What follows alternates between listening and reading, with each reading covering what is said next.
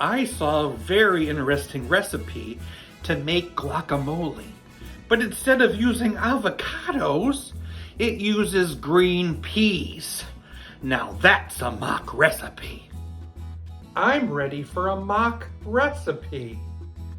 I'm ready for a mock recipe. Are you mocking me? I sure am. It's mock recipe time.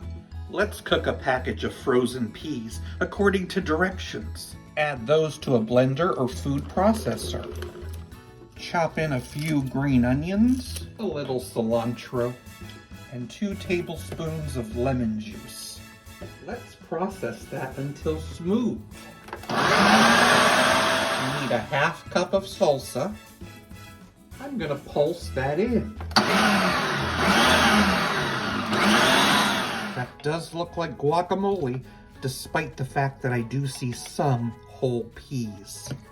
Green pea mockamole.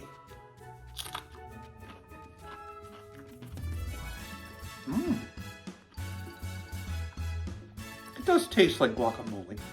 The peas aren't too overpowering. What do you call a very stubborn pea? Peas de resistance.